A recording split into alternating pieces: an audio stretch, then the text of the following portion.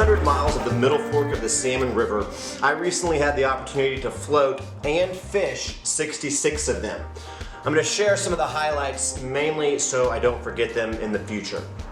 The middle fork of the Salmon River runs through the Frank Church River of No Return Wilderness Area, the largest wilderness area in the lower 48. That's wild. Hello! Hello! We are at the Chalice Airport about to embark on a 5-day float down the middle fork of the Salmon. It's late August. We've had to leave out of Chalice instead of Stanley because of the Wapiti fire, which is right now at about 70,000 acres. Came into Stanley last night with the Vaughns, Chad Mize. Let's do it.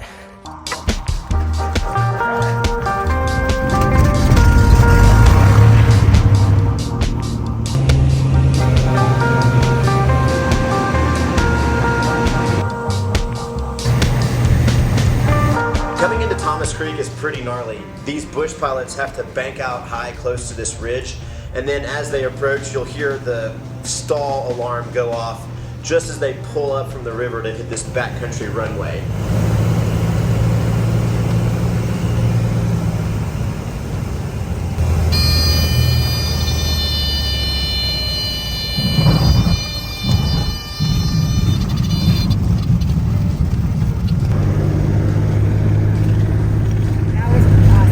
All right, first fish of the boat of the trip.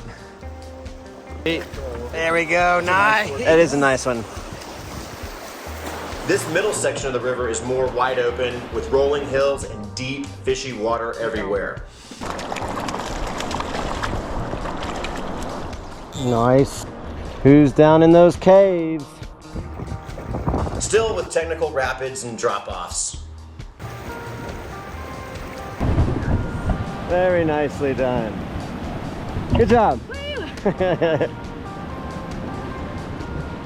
All right, great first day. I think Chad and I had maybe 30 fish in the boat. I fished the streamers off the back.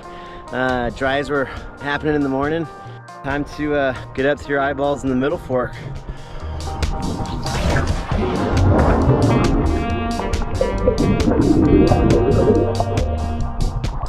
Oh, that's brisk. From Shelf Camp, it's just a short hike up to this fabulous hot springs. And then Rocky Mountain was nice enough to pick us up downriver. All right, the confluence of Loon and the middle fork.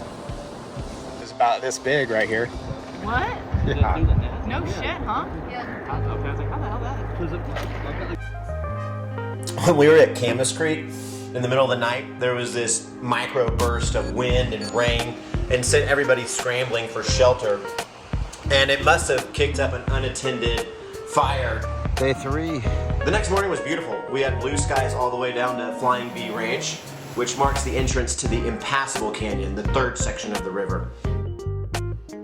But later in the day, there was billowing smoke down near where we were gonna camp.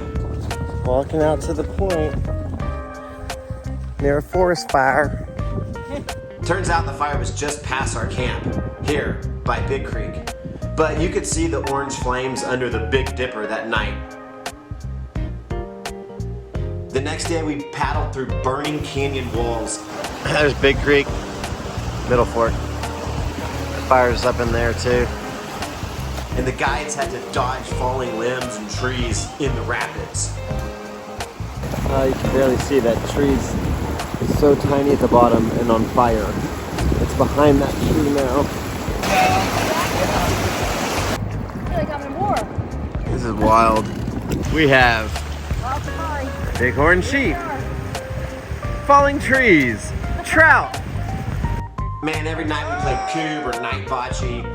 And because of the Wapiti fire, it was the guides' last night out of the river for the whole season. And we don't have very many pictures from that night, but it very well may be the rowdiest game of night cube, guides v clients that there ever was on Otter Bar.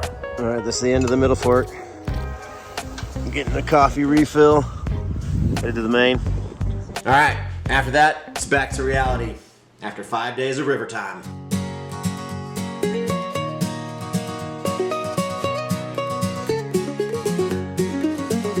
hit the road at break of day. With rods and reels, we're on our way, talking about the fish we'll slay and all the laughs we'll have today. The river flows where mountains grow. Middle Fork's the place to go. Cast our lines in the water slow, with old friends you always know. Fly fishing friends under the sky.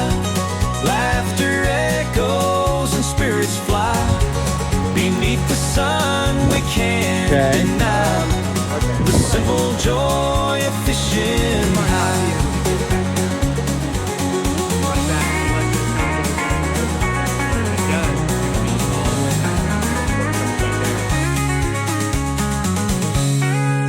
Cold water bites, but hearts stay warm. We brave the rush, we love the storm. Out here it's where we all transform. Together we